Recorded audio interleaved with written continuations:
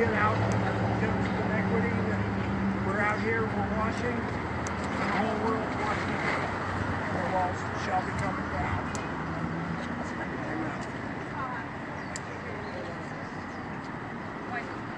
Oh, beautiful, oh, spacious skies, for amber waves of grain, for purple mountains' majesty, above the fruited plains.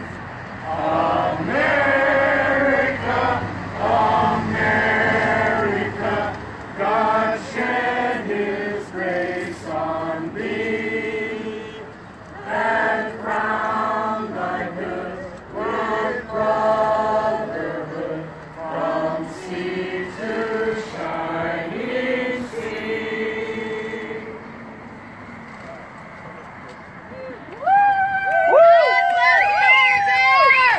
Okay, everybody, you see this big tall flag here? This flag was actually at Bunkerville. It's going to be leading our walk today. No, the flags wasn't, the poles and the harness was. The flags was sold for the Bundy girls.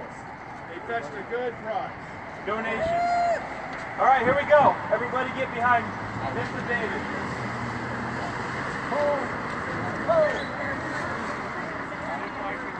Hold my camera. You want to hold the camera? I'm going to let them start walking. Yeah. I'm going to let you turn it around in here. Just hold it for People, me. what do we want? Let them get started. I'll hand this to you. When do we want it? I'm gonna go up there too. What do we want? Just hold it for me. Oh, okay, yeah. When do we want it?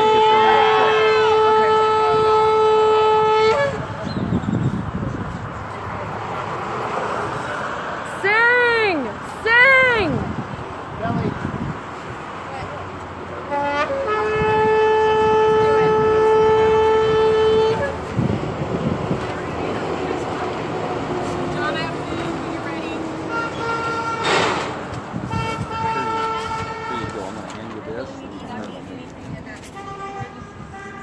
Well, everybody, it's after court here.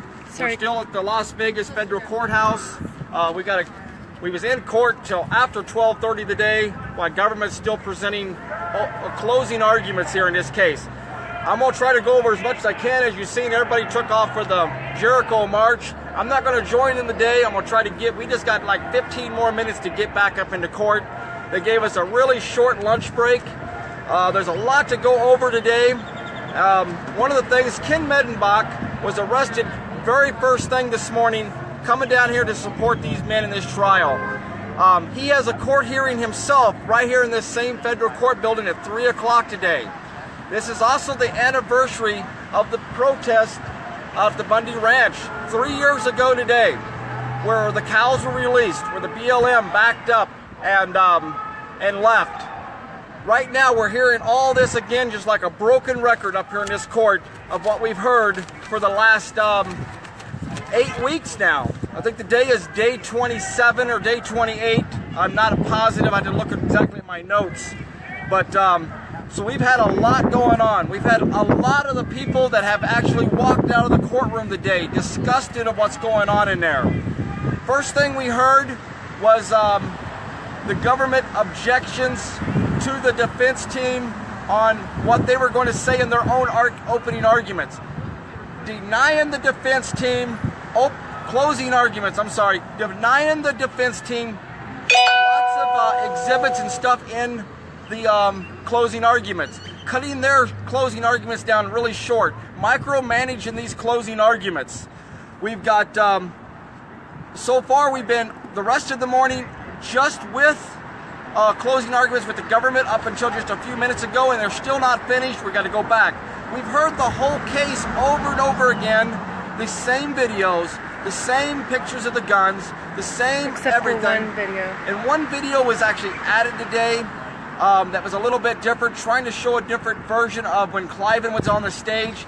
And this video, I understand, was taken by undercover agent that was in the crowd, and he mainly took pictures of just people in camouflage and people in guns, and he wasn't really focusing on the stage. This was played to the jurors today.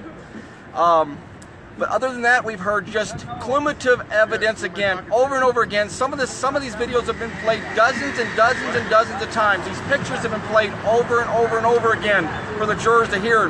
We got to see the same thing over again. One thing was longbow videos of Eric Parker and Scott Drexler again. And Burleson. Those, what's that? And Burleson. And Burleson, Greg Burleson too. They played him over and over and over and over and over and over Trying to show again. a narrative of what Greg Burleson said of when he was drunk under these in these longbow interviews. But Eric Parker has always maintained principle. So has Scott Drexler.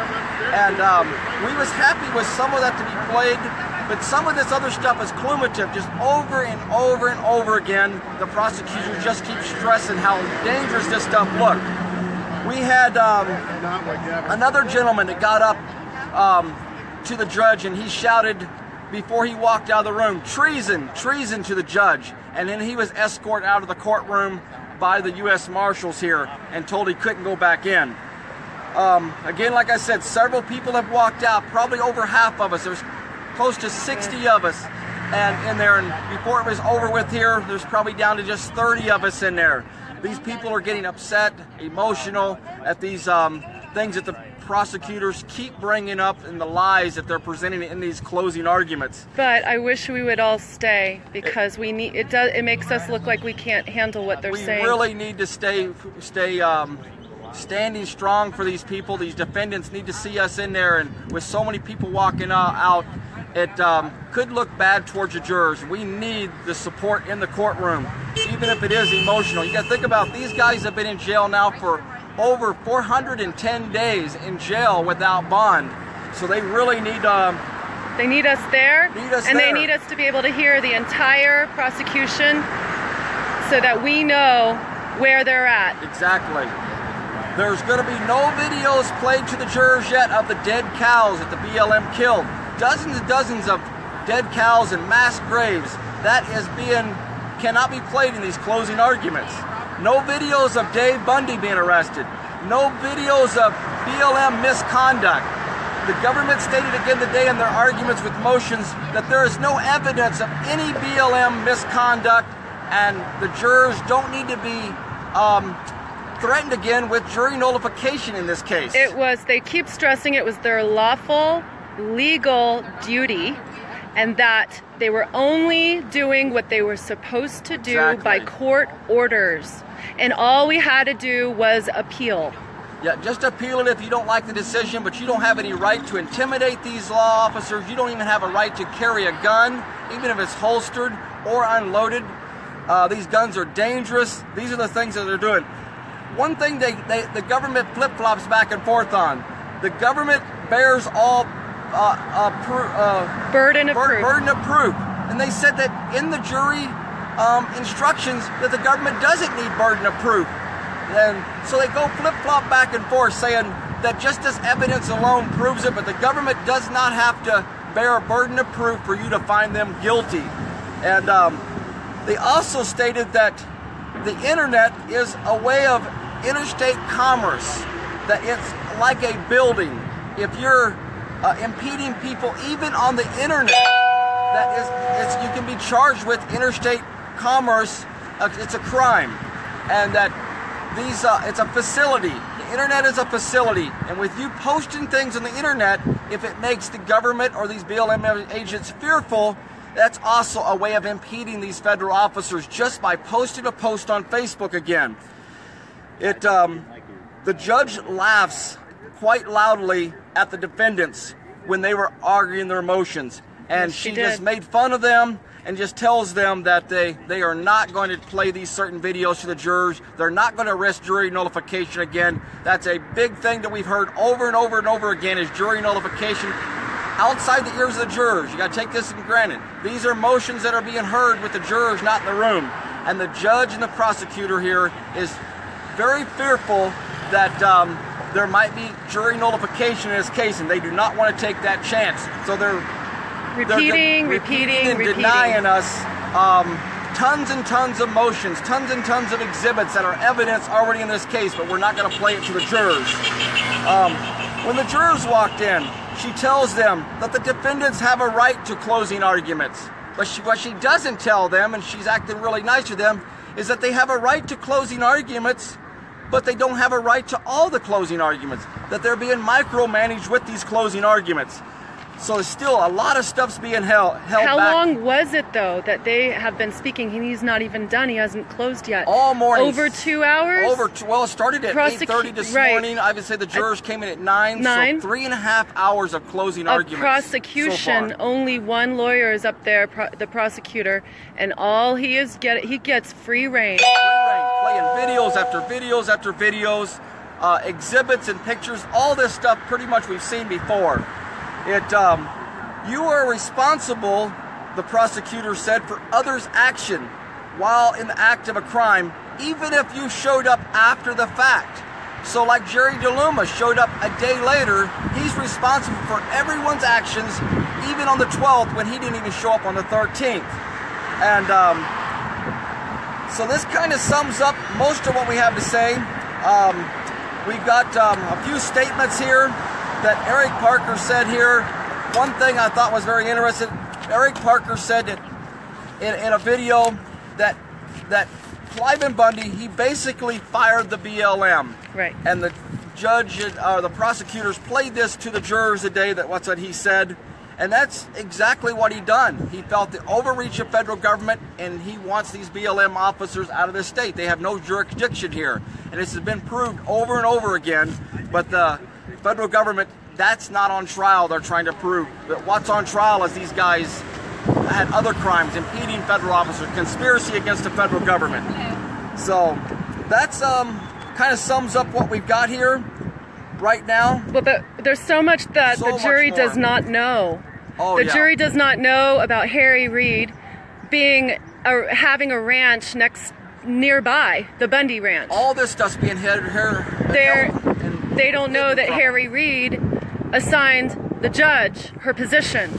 I was looking at some pages of evidences here that is redacted. Page after page after page of stuff is redacted from the jurors, and all they get to see is a little bitty Facebook post, and it's in evidence, but the federal government has redacted all these pages, keeping this evidence from the jurors because it's not this evidence they don't need to see. It might cause jury nullification.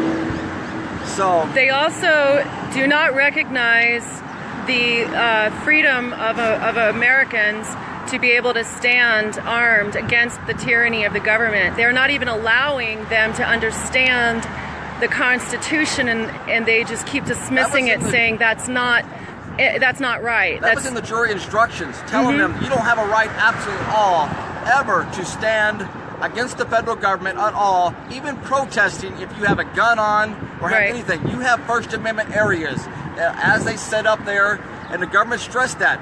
We set these First Amendment areas up, these safe zones for these people to be. The rest of the park, the rest of all this desert was closed off to the public.